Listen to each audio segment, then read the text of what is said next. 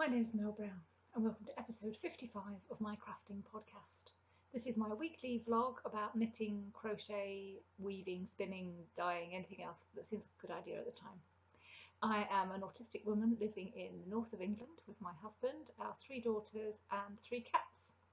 You can find me on social media in all these places. If you're new to the podcast, hello, welcome. I'm going to talk about quite a lot of things today, but I'll be putting timestamps down below, so if there's certain things you're not interested in, you'll be able to skip to the things that you are. I'll jump straight in. So, where are they now? What's happened to the projects that you've already seen? So the first one is the Advent blanket. That is coming along very well. This is made with squares of this pattern, and they're being joined in blocks. So I wanted 12 blocks. Last week I showed you blocks 7 and 8, which are finished and blocked. And this is block 9. It is joined and I've started the border. And yep, that's block 9. So yeah, that's coming along well, just a little bit all the time. It's pretty much my only active crochet project at the moment, which is a bit weird, but yes, that's coming on fine. Something I have to show you on that in a bit. Yeah, it's good. I still love it. Okay, Starburst, it's in hibernation. I'm not doing anything with that right now. I have still got a really dry throat after 3-4 weeks, so I'm still drinking tons. I'm drinking a gallon of either water or herbal tea a day. And look at the state of my nails. It's week 5 of lockdown. Okay, so skew socks. I told you they'd be done, and they were. They are. So here they are. I don't know. I think the jury's out on whether this style of yarn really shows the pattern to its best. You know, I said at the beginning that I wouldn't normally do skew with a sock yarn that's not obviously in stripes, but it shows here. I think it does. I think it probably does. I mean, it definitely shows how the skews go up the foot. It's not get one of these off the blocker. It's not the stripes don't go straight up the foot like you'd expect, you know, in a straight line. They go in a skewed line up the foot. That's obvious. But how it shows the pattern on that fancy bit, I don't know. Basically, they're beautiful. And I wanted to see if the kind of swirly, I don't know, space-looking parts would be the same. I've got them right way down. There we go. I think I put a clip in at the beginning, didn't I? A photo of this. So yeah, very similar. Absolutely beautiful, and they fit lovely as well. I had a try on after the first one, so she's very keen to get those on her little feet, so I will go up and give them to her when I finish recording. As ever, a wonderful pattern. Absolutely love doing them. Couldn't wait to cast on the second one when the first was finished. And the yarn, my favourite yarn dyer, and I should have had this handy, but you know me. That's what's left at the moment. It's Easy Knits, and the little ball band thing disappeared into my big bag of yarn scraps. It's Twinkle, and the colourway is Solaris. It's beautiful. Okay, so that's done. Why don't socks ever fit sock blockers? These are the biggest sock blockers I could get. And you can see those are quite baggy on it. They're meant to kind of put them into the right size, but they're too baggy. Anyway, I'm sorry if the colour's not too great. Such bright light here. It's 7:30 in the morning, 7:45. And that's, you see the sparkle. Beautiful. Right, stop obsessing about your socks, woman. The next work in progress is the Rainbows in the Fluff, which is the pattern Diamonds in the Fluff by Comstock. Somebody Comstock. This is the knit along. So where's that? Oh yeah. So I think we're going to have a prize for the knit along. I think somebody very kind and talented is donating a prize, but I'll wait until I get confirmation of that. What I'll do then is that just anybody who's taken part, I'm not worried about finishing in a given time or anything like that, you know me. Just anybody who's taken part and used the hashtag. So it's hashtag lockdown rainbow socks. So ideally something, a pair of socks, but it doesn't have to be something rainbow that you're doing during lockdown.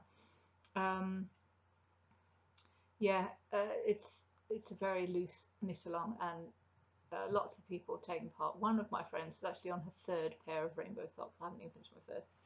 Anyway, it's not a rush. It's not a race. So you'll see I'm not much further on than I was last time I spoke to you. I just started the yellow, and I have now just continued with the yellow. Oh, that's better. So this is, I'm not using the whole sock pattern. I'm just using the stitch pattern from rainbows from diamonds in the fluff, and I've just applied it to my normal sock recipe. This is a little mini from Mothie and the Squid, and this is a rainbow mini set from Woolly Goodness Yarns. I'm really enjoying the yarn. I'm enjoying the pattern. I just this week I've become a little bit focused on, because it's a weekly podcast now, making sure that I've got something finished to show you and kind of something started as well. So I looked at the 2 pairs of socks. I had the skew, the first one, the skew was half finished, and I felt that I was more likely to be able to finish that than these, so I focused on the skew. But probably this week I'll focus on these and get them a bit further on. So I'll finish the yellow in this pattern, then I'll do the orange in this pattern, and then the red I'll probably do as a rib to the whole little mini red in a rib. Haven't worked out what yet. I had a bit of a rumble about that last time, didn't I? I like a twisted rib. That's knit one through the back loop, and then you can purl through the back loop, but I just like to purl a normal one. So I might just do that, but I'll sort that out when we get there. Yeah, really enjoying that. Do take part in the cal if you want. It's not too late. Just have to, I don't just have to do anything really. Just use the hashtag and reply to this, post a comment to this, or the Ravelry thing. Did I say that? No, I didn't. Any patterns I talk about here, there's clickable links in the Ravelry group, so you can click on the show notes link below. It'll take you over to the Ravelry group, and there are clickable links there. If you want a clickable link and you don't use Ravelry, just comment below, and I'll give you one. Okay, the next work in progress was Van Gogh shawl. I was making this with handspun, orange and grey. Both of my spun and the orange one I dyed as well. Now, after the last podcast, one of my friends, Linda, commented on the Ravelry group and said, you know what you're going to have to do? You're going to have to frog it, because you don't like those floats up the side and they're going to affect the way it blocks. She was right. So I frogged it. Right back to the very first square. It's not a square, is it? It's a triangle. And then what was happening was the stripes of the orange and the grey, and you were meant to carry the other one up the side, just kind of twisting it with the other one as you go up. So 6 or 8 rows of each block, meant to be 6. And every time you come back to the beginning where the other yarn is, you twist them before you go up. So there's this line of the other colour running up the side, and I didn't like the way that looked. But also I thought, when it comes to blocking, if I can get to my blocking queen, if lockdown's finished by then, I wanted her to be able to block it to whatever size seemed right and not be held back by these floats. So I ripped it out and started again. So here it is now. Adriana, my friend in the US, is doing this with me. These ends are running, they're just need snipping off. Because I'd taken it back after such a lot, I was glad I hadn't slipped anything off, and I haven't yet. So there's the drop stitch, and you can see, where's the side where it was, it's this side where the little floats were, and there's no floats, as it's, you know, distinct stripes, which I much prefer. And what I've done instead is I've run the ends in behind. I have, for the first 10 stitches I've wrapped both yarns, the finish of the previous yarn and the start of the new yarn, around the stitch. Now I don't like the back of coloured garter stitch anyway. This bit here, I don't like that anyway. I know some people do, I don't like it. So this, once these are chopped off, isn't actually that much worse. I'm not too bothered about it, and it's definitely for me a scarf with a right and a wrong side. So I will trim all these off at some point. So there it is. Oops, it's the wrong side. There it is. The colours are fantastic. Adriana's doing one as well, and she's got hand dyed, and it's more of a gradient than mine, and it looks absolutely amazing. But I love the fact that this changes colour. There's some solid colour bits, there's some barber pole bits. I'm really liking that, and it's not feeling as soft as I thought it would. The Corridel is quite soft, but it's a nice pattern, and it's fun to do these bits here. And of course, when it comes to blocking, we can make quite a bit more of that. So yeah, it's good. I think I have to change my cable soon because it's getting to the on the small side. And I'm very much driven by how much yarn I've got left, because really there is no more. But I've got plenty, so that's good. Let's weave those back into the bag. This is a bag that my friend Sarah made for me. It's got foxes on it. Just the right size. Well, this is getting bigger, but then the ball should be getting smaller, right? I don't know. Okay, so that is the Van Gogh restarted. Renaissance of the Van Gogh. Right, that's a work in progress number 4, and that's all the projects that you've already seen. Let's have a look at the new whip on the block. I have been talking about a fancy brioche project for a while. What I wanted to do was start something that was going to challenge me with brioche, because I thought down the road I might want to teach it. Well, I've decided a lot of things have changed since lockdown, and one of them is that I'm not going to teach it. It's stress, it's pressure, it's not a subject I will enjoy teaching, so I'm not going to teach it. So I've taken the pressure off there, but I still wanted to do the project. So you saw at the beginning that there's 3 beautiful yarns together. That's what I chose for the project. They're Fine Fish Yarns Yak singles.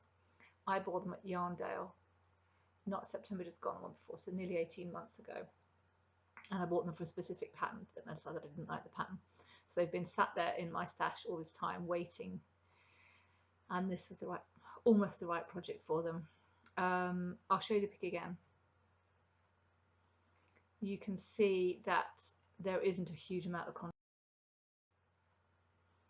You can see that there isn't a huge amount of contrast between the purple and the blue, and the author, the designer of the pattern, does suggest that you have contrast of a light, a medium and a dark colour.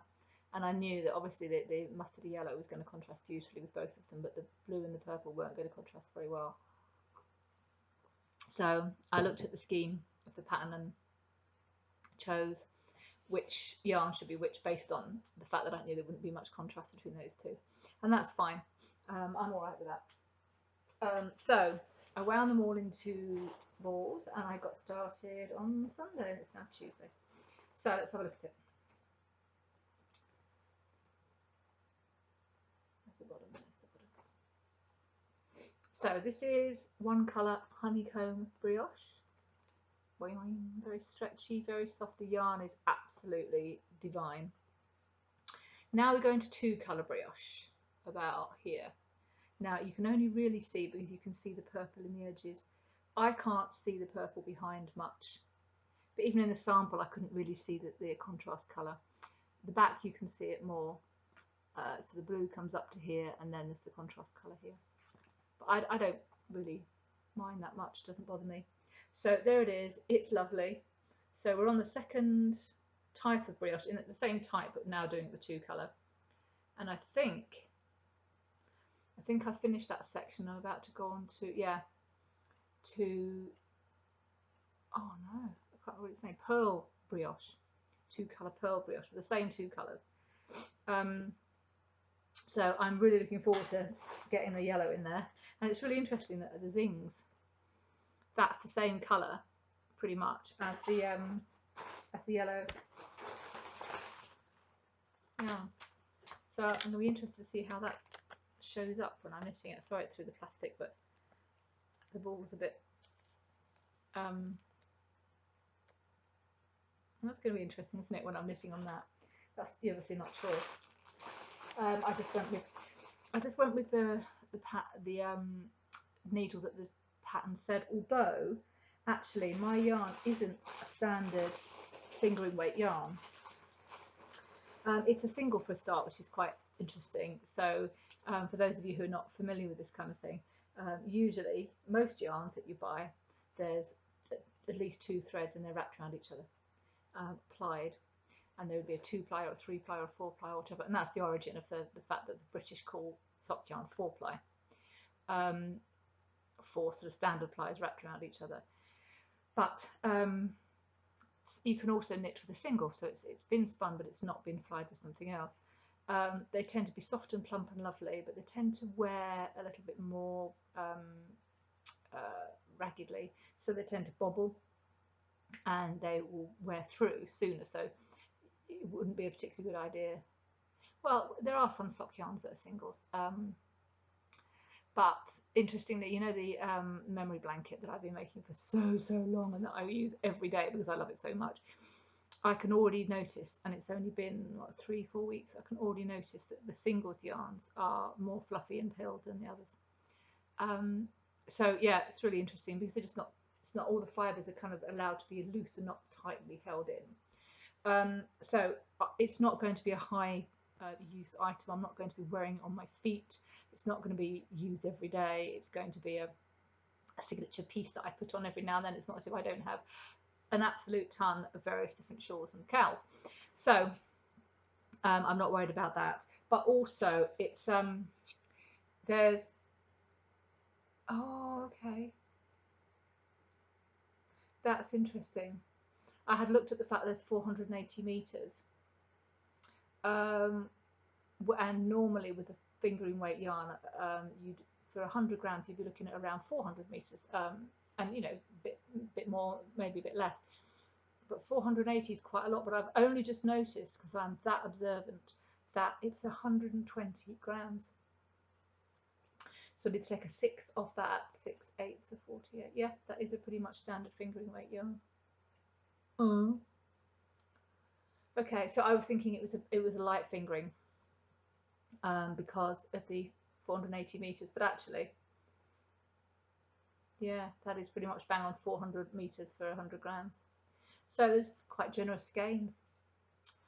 Lovely. Well, I love it so far, and I would highly recommend this yarn. The 3 colours are summer. This is summer sour. I think that's sour. It's finding it hard to read that, but summer sour, squid ink, which is the blue, and the purple is another one. I'll put it up here. I won't bustle around in my bag now. That'll annoy you. So that's 2 days in. That is obviously taking quite a lot of my attention. One of the main issues is that I'm not very good at taking back brioche. So if I make a mistake, I'm pretty much stuffed. In fact, I think before I start the next section, I'm going to run a lifeline. I don't like lifelines, but I think I'm going to do one. I just don't want to lose the progress I've already made. So that will be a slow burner. There's 4 different types of brioche in it, and it looks magnificent. Interesting, the sample on the pattern page is not much contrast in the colours. Right, quick interruption. My husband came down for breakfast. So I was talking about the Golden Willow. Yeah, the pattern page project doesn't have much contrast, and I don't know, I like a bit of contrast, so I'm surprised, but we'll see how it looks. Anyway, very happy with that. So that's 5 works in progress, one of them in hibernation, which is good for me. I could definitely handle another one, and I do plan to start one fairly soon. Okay, so spinning. Right, well, I started spinning the fleece that my friend sent me, the North Ronaldsy fleece, and it was coming out really well. I'll show you a pic. And then my drive band snapped, and I have ordered another one, but it hasn't come yet. So I haven't been able to spin anything else, and that's really frustrating because I am so into spinning at the moment. So I've been watching blueprint courses on spinning and getting so excited and wanting to do more, and now I can't do any, and it's really winding me up. But that's okay, it'll come soon. I also wanted to, do you remember this? This is some acrylic kind of roving that I had bought from Woolly Mahusive, and I was going to do arm knitting with it, and I did. I made a blanket with it, but I couldn't see the use for it. I just thought the cats would shred it, and it wouldn't last very well in my house. And I didn't want to teach it because the yarn makes it so expensive, such an expensive course. I didn't want to do that. So I didn't know what to do with it, and my friend Adriana had suggested that I spin the fibre instead. So I pulled off a bit and had a quick look at it, and it drafts okay. It feels a little bit squeaky, it's acrylic, but it's a beautiful colour. I mean, I love that colour. It's actually a bit more green than it's appearing there. So I thought I would have a go at spinning it. Firstly, just on its own, and then making a blend of it on the blending board, and maybe doing some core spinning with it, just trying out a few different things and seeing if it would be useful. If it is useful, that's 2 kilograms of fibre, beautifully coloured fibre I have at my disposal.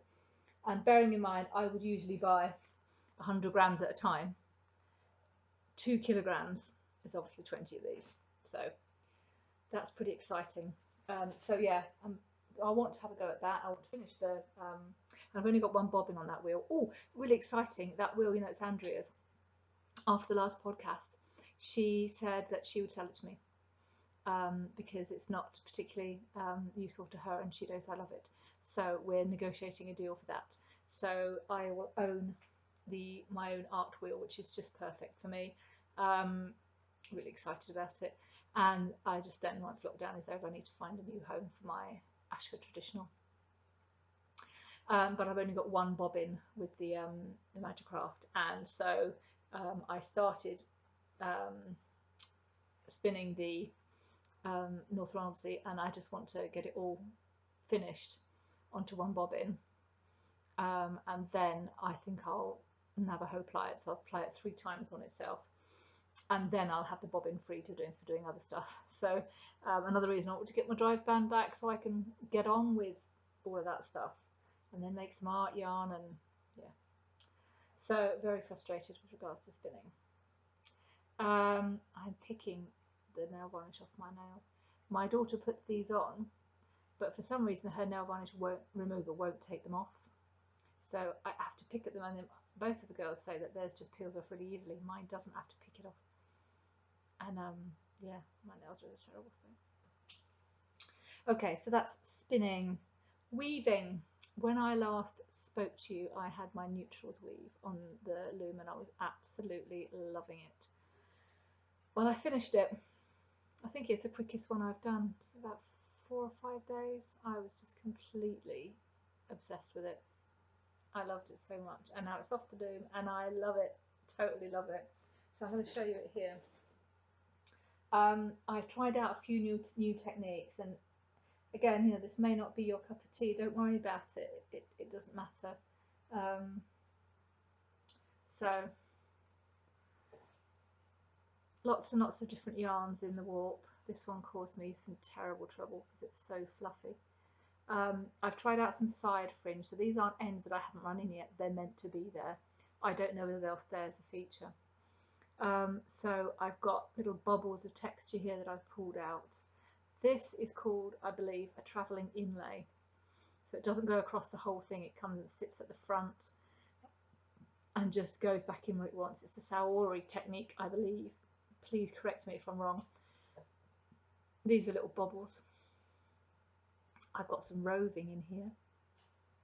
This is actually some pencil roving from World of Wool. I can find the other end of it. I'm going to probably needle felt the ends of these so that they stay the way they're meant to be. Where's the other one? It's already, from the wet finishing, it's already felted slightly. This is that hand spun that Sarah gave me, and interestingly it's wound quite tight, but with the wet finishing the side fringe bits have kind of unspun themselves. It's really interesting. And then this is a ridiculous upholstery fringe. I bought it from Scrap in Leeds, a wonderful scrap store. Read the diverting stuff from landfill, and I don't know how old it was, where it came from. I gave it a good wash, and it disappeared, and that was a real pain in the neck to put it through all the through to the front, but it was worth it. That's some of my hand spun art yarn. Absolutely love that. And then there's some, yeah, I've repeated some of the techniques, brought some bubbles, this really hairy yarn. I've used that before. I think I love that. So yeah, this is interesting. We were tidying up my daughter's room, and she had one of those macrame key rings that we used to make all the time, and she'd done it with 3 colours, and it wasn't very good, and it was a bit naff really, and she didn't want it. So I thought, right, what I'll do is I'll just take the cord off and I'll keep the key ring. Well, one of the pieces of cord was navy blue, and I thought, okay, I'll just put that into my weave. So it just made 2 rows, and you can see how it stands out here more because of the darker colour. It's just using what you've got for weaving. There's, yeah, I'll just fast forward through some of this. That's some more of my hand spun.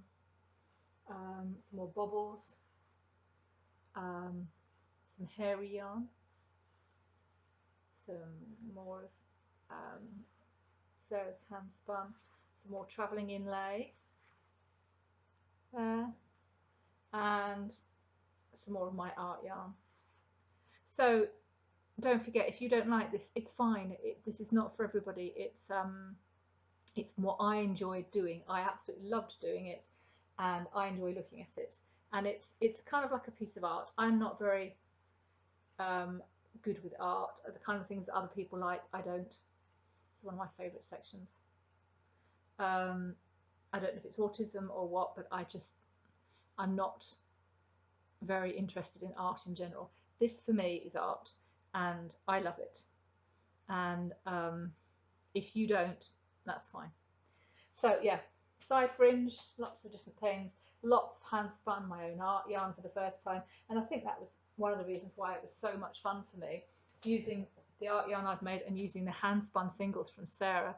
Just such an honour. So I love it. So the next one, I haven't quite got started with it yet, because what I wanted to do was do a video diary, but I did one before, but I wanted to sort of go right from the start to decision making. How do I decide what colours, what yarns, what warp, what to put in next, what weft, all that kind of stuff.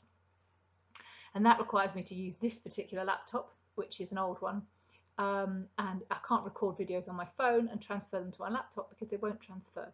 Believe it or not, you can plug it in and it will not transfer videos. It's just really irritating.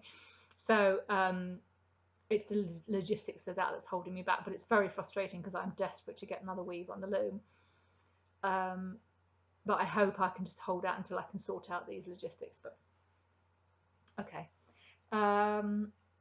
that's weaving. Dyeing. So I wanted to try and dye a gradient mini. Something I watched Rebecca from Chemknit. She was doing some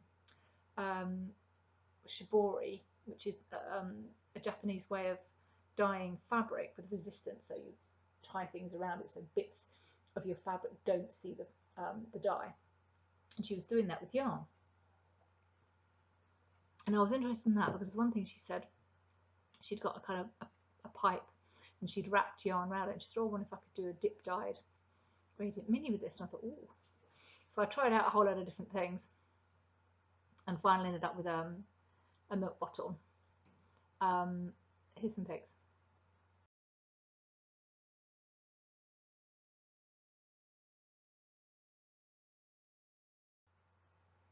So I was trying to do a gradient dye. I don't think it worked very well, to be honest. For some reason, the yarn at the bottom wouldn't take any more dye. It'd been there for ages, but it wouldn't go any deeper blue, and yet there was still blue yarn in the water. So it's a bit frustrating. This is how it looks in the skein. But the blue isn't spread throughout, as you saw on the milk bottle. there's a darker blue, very much slightly lighter. You can see some different shades in there, and they are very much darker, lighter, a few speckles, and then white. So it'll be interesting how it comes out in. I'm going to make that into a square for my blankets. So that'll be interesting to see how that comes out. But yeah, but there was blue then left in the pot. Remember last week I said I'd got a yarn mop and I didn't know that less was more or more was more. Well, my friend Adriana commented and said more is more, just more. So I did actually dip, as a picky here, I dipped it, the skein back in. So there it is now. It's a dye mop. It's not a skein designed for a specific purpose. It's just using up dye so it doesn't go down the drain. So there's the blue that I did from this week. There's some green from the mini I dyed last week, and there's the purple from the mini I dyed last week. So it will rotate around those three colours quite nicely. I like it. I don't know what to do with it. I've got so many skeins of yarn that I don't know what to do with. Any ideas? Okay, so there we go. So that's my dyeing this week, not a huge amount. Oh, the giveaway, let's do the giveaway. So this is for the skein from AC Wood Speciality Fibres, also known as yarnundyed.net, who sent me 5 skeins by mistake rather than 1 and very generously said keep them. So I gave away one last week to Gemma, who won the giveaway that was based on YouTube.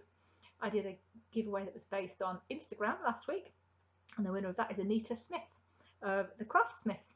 She's in Northern Ireland, and I'm going to dye that up for her, so I'll show you that next week. So yeah, Anita, it might be a little while before it comes because I'll dye it this week and then I'll show it on the podcast next week and then I'll post it to you. So that is extra fine merino and cashmere. Right. Anyway, that is going to be dyed and then sent off. So I still have two skeins left. I don't know what to do with those. I want to be a bit more inventive about a giveaway for that. Anyway, I'll think of something. So congratulations, Anita. Right, something new. So you know that my friend Sarah and I have been doing these ongoing swaps. We normally get to have a big swap thing, but because we can't get together, we've been sending each other parcels and opening them when we had a bad day. Well, I had a bad day last week, and we opened one, and so I got this. Oh, I wish the colours were better. I don't mean the colours on the skein. I mean the colours in the, because there's so much natural light in here. Okay, it's not going to show its full glory, which is a real shame. There's deep purples, dark blues, tealy blues, soft pinks, and everything in between. There's some really light undyed, well not quite undyed, but really pastel bits there. It's absolutely beautiful. It's all my colours. I love it. This is going to be a pair of socks for me. I love it. It's just beautiful, and she dyed it herself for me. And one other thing she sent, which is cute, isn't it? I'm going to put that on. I didn't show you, but my Golden Willow project is in this bag, which Sarah made for me, and it's got my pins on it.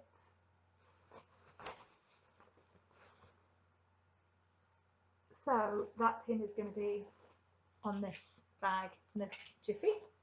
So yeah, that's the swap. I sent 2 more parcels to her so we can continue to open them, and I've still got more, but basically I just keep making and buying more stuff, and so does she, so it's lovely. If you haven't ever done a swap, think about it. Okay, Adriana, my friend in America, I sent her, do you remember I tried to recreate the Shark Attack yarn, and I had 2 goes at it, or I dyed one, and my daughter, second daughter, dyed one, and she said she liked them both, so I sent her them both. And also some salty licorice. It's a Dutch thing. She's originally a Dutch, but she lives in the US, and you can't get it over there. So I sent her some salty licorice, and she loves it. So anyway, she sent me, she doesn't post things to me, she gets a UK company called Dina's Home of Crafts to send me something nice every now and then. And I got one this week. Look at this. So, oh, that's good colours. That's coming up right. Isn't that beautiful? It's Jacob is the fibre. It's 150 grams, so it's huge. Let's see, they are Dina's Home Crafts, and it's beautiful. I just love it. I think I'm just going to wear it like that. There we go. And also, oh, fleas in my mouth. Also, which is really, really exciting, Teeswater locks. Look at these. So cute. Dyed in 4 different colours. I have wanted to try lock spinning for a while, but I keep forgetting that I want to try it. If Spring into Wool, which is a festival in Leeds, had gone ahead this month, then I would definitely be looking for some stuff like this, but I completely forgot that recently and put in an order and didn't add any. So these are wonderful. I don't know how I'm going to spin them. I've looked at loads and loads of videos, so I'm going to give it a go. But it's really exciting because you can imagine these in an art yarn, can't you? Bits of lock just hanging off and coming out the front of a weave. I'm so excited about that. They are absolutely gorgeous. And it's so frustrating that I managed to break my wheel just as all this lovely stuff arrived. Anyway, and as mentioned last week that I won a giveaway. Adelaide Walker, which is a lovely company, family company near me. They did a giveaway on Instagram and I won it. And I got a voucher and I ordered some fibre and it has come. And so I'm trying out some new stuff. This is Southdown. I've never used it before. Have you? Is it good? Also some Dorset corn. Bag's open. Nice. Smells really sheepy. So 2 of those are just 100 grams each. Then I got some Teeswater because Andrea said that would be a good thing for me to try, and obviously the locks are Teeswater too. I got 200 grams of that, and then I got 500 grams of Corriedale, which is my favourite, and that's the Van Gogh stuff. The Van Gogh yarn is Corriedale. So loads and loads of stuff to dye, and I think what I need to do with that is to work out what art yarn I want to make next for my next project and dye something for it and then spin it and then weave it. So having lots of crafts really does save money because, let me have a look at my little sheet. Is that the one? Adelaide Walker. So this Corriedale that I bought is £2 for 100 metres. No, 100 grams. So £2 for 100 grams. And then I'll dye it, and then I'll spin it, and then I'll weave it. And 100 grams of yarn of any kind is going to be considerably more than £2. Sorry. But 100 grams of hand-dyed, hand-spun yarn for £2. That's not bad, is it? And all I have to add to that is the small amount of money it costs to pay for the dyes, which is very small. And you could say you have to add in the time, but the time is actually the fun bit. So I've talked about this before, and that the enjoyment hours I get for my money.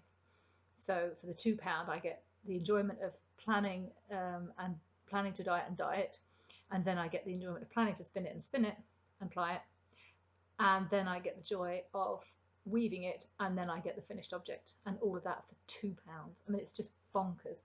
Some of them are a bit more expensive. The Teeswater is £3.20, and the other two are £2 or £2.40. But that's for 100 grams. You can't go wrong with this kind of thing. I've not managed to felt anything yet, even though now this is superwash. I've not managed to felt any fibre yet. So yeah, thank you very much, Adelaide Walker, Angela and Simon, I believe. Really excited to get going on that, and I will tag you in any posts about that. So that's all the something news. Okay, just any other catch-up bits and pieces. Week 5 of lockdown. For me, as an autistic woman, I need to be on my own. I remember a year or 2 ago, we used to have this thing where Dave would go away and the girls would all go to school, and I would have the house to myself. And that is such a cathartic, a cleansing, a wonderful thing to be in the house by myself. I haven't been in the house by myself for years now, because not long after this time, well, I won't say years, not long after this time last year, the elder two children went on study leave and did their GCSEs and their A-levels. And then they were home, and then my daughter started to struggle with school, and she stopped going in around the same time. So I haven't been on my own, and then compounded, all of that was compounded by the fact that my daughter is now off school. She does online school full time. The other two are here full time. We can't go anywhere, and Dave is working from home.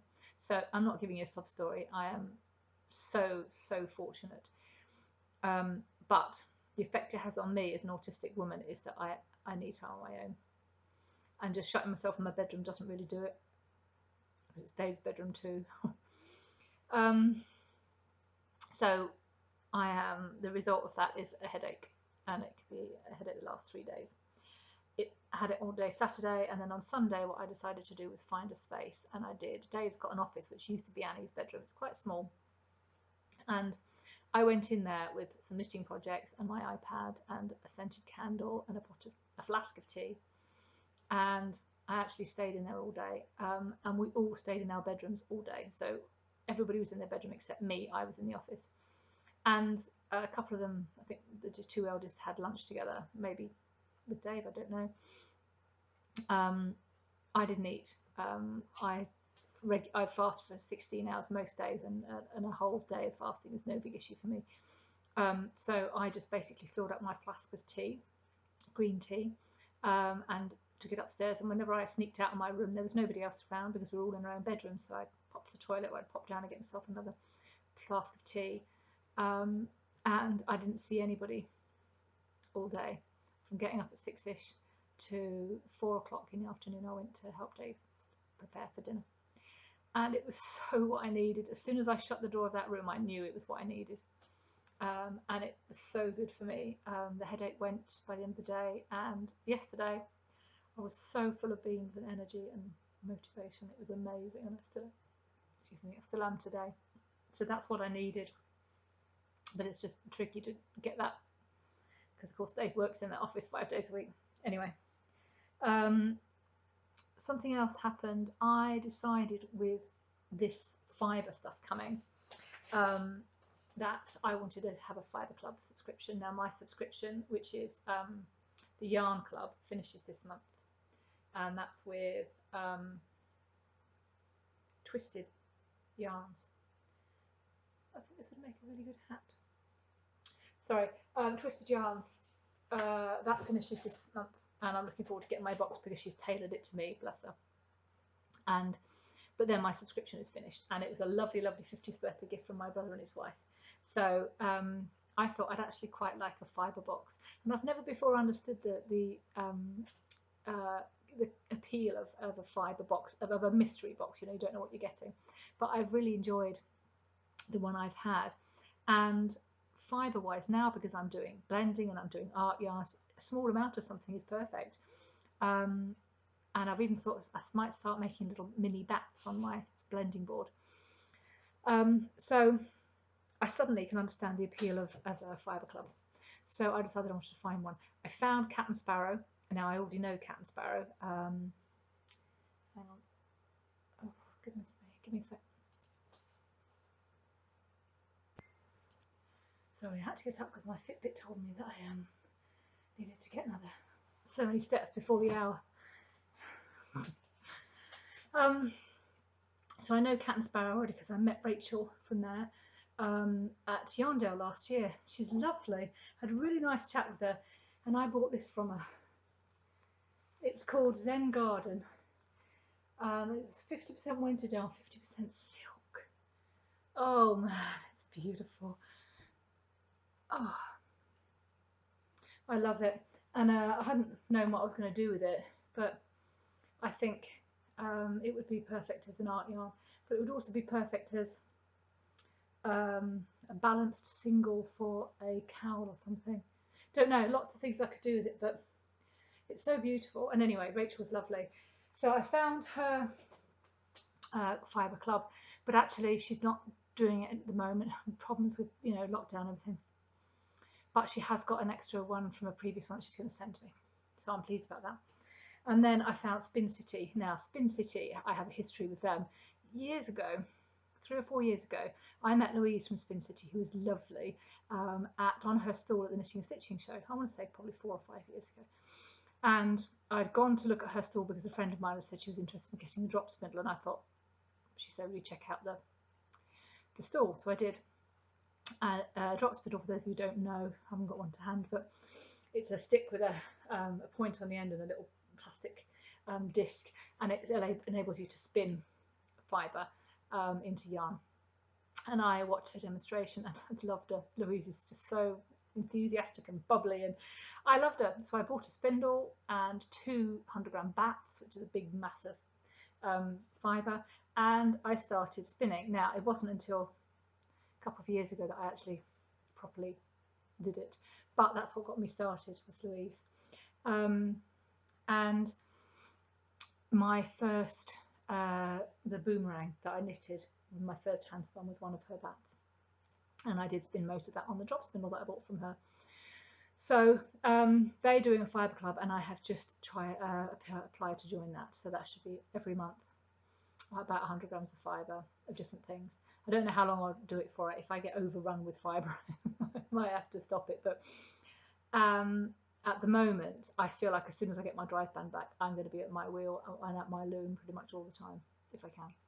So yeah, I've also ordered a book called Woven to Wear, which is simple patterns to make clothes out of your woven material. I'm just really interested in the whole lockdown, the whole coronavirus thing. It's going to change the way our society works, and I want to make a big change in what I wear. At the moment, I'm wearing something that I found in an old box. It used to belong to one of my children, and I want to do more handmade wardrobe stuff. I want to make my own stuff. I want to value it because of that. I want to stop buying. I don't buy an awful lot of clothes, to be honest, but when I do, I want to make sure that they're I'm not doing the fast fashion thing. So I want to be able to make clothes from what I've made, and that's jumpers and stuff from knitting is great, cowls, socks, etc. for knitting and crochet. But I would also like to be able to make my woven fabric into stuff. So Woven to Wear, I thought it was coming yesterday, but it didn't. And what else? Oh yes, Blueprint. I talked to you last week about Blueprint, didn't I? It was Tuesday, and we had until Thursday to get their courses for free. Well, I said it would probably do what they intended, and it did. They've got a rather strange, I'm not, in case you're ever wondering, I'm not sponsored or by anybody. You can see how many views I get on my videos. Nobody's going to sponsor me to talk about anything, just in case you're wondering. So Blueprint have a strange pricing structure. You can buy one course for like £19, but a year's subscription to enable you to access all the courses is £35. That's really puzzling, and I guess it's to do with the fact that they really don't want you to sign up for one course at a time. They want you to go for the full subscription. I get that. But I looked into it, and I looked into all the different courses that I wanted to do on there, spinning in particular, some weaving, some knitting, some crochet, maybe even some dyeing. Gemma said she'd been looking at some dyeing videos, and even some sewing. And I thought, yeah, there's about 30 courses on there that I would like to do. So I did go for the annual membership. And that's pretty much set up my way of living at the moment. Is I don't have an awful lot of stuff to do for the family, and I'm not working anymore. I can't do much for the community. I'm a volunteer I've got a whole zone of houses that I need to take care of if they're self-isolating, and I deliver lunches once a week to hot lunches to some of the elderly people in the village. But really, that's not enough. It's not enough for me.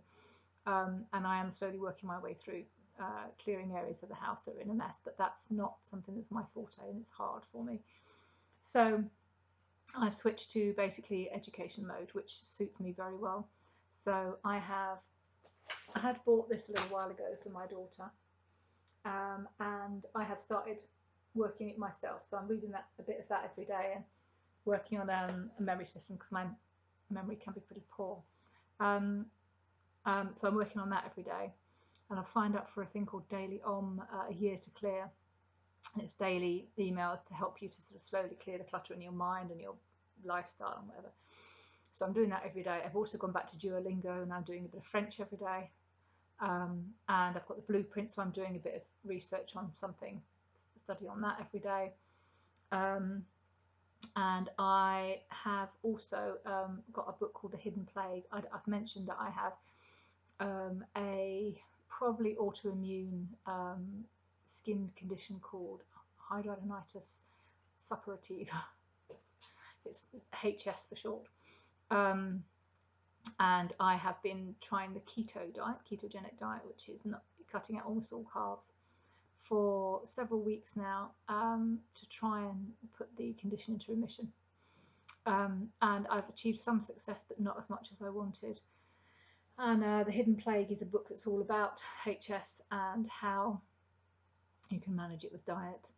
And that probably the first step of that is what they call the autoimmune protocol, AIP, which is basically cutting out all foods that could be triggers and putting the condition into remission, and then slowly adding back some of those foods to find out what actually are your triggers. So it's a very hard protocol, and I don't know yet whether I want to dive into it. I need to read the whole book first. Obviously I've already cut out an awful lot of stuff. I don't eat gluten, I don't eat any wheat or any grains or anything. Don't eat very much fruit, or starchy veg, but it's quite possible that I'd need to, if I was going to do that, to give up dairy as well, which would be really, really hard on me. And possibly some of the nightshade family, like tomatoes and aubergines. Aubergines are my favourite thing, so that would be really, really hard too. So I have to look into that, but I study that on a night when I go to bed. So basically my life revolves around creativity and education, looking after my family and my village as much as I need to, but also lots of education. And that sort of schedule of education might be just way too much for you to contemplate, and I understand that. It's just that my brain is such that I need to learn. I need to be learning new things, and I'm never happier than when I'm at the bottom of a steep learning curve. And that's my focus for the lockdown period. Wow, I witted about that for ages, sorry. Okay, right, I think I'm done. So I've got a new sock project that I want to cast on fairly soon for my eldest daughter. And that's the only cast-ons I've got planned at the moment. Yeah, new weave, lots of spinning and lots of dyeing. So if you've enjoyed it, please like, subscribe, click the bell, you know, all that stuff. Comment down below or over on Ravelry. It's not too late to get involved in the lockdown Cal. If you've got any ideas for a giveaway for the 3rd and 4th games of the Extra Fine Merino, do let me know. Get in touch. Thanks for watching, and I'll see you next week. Bye.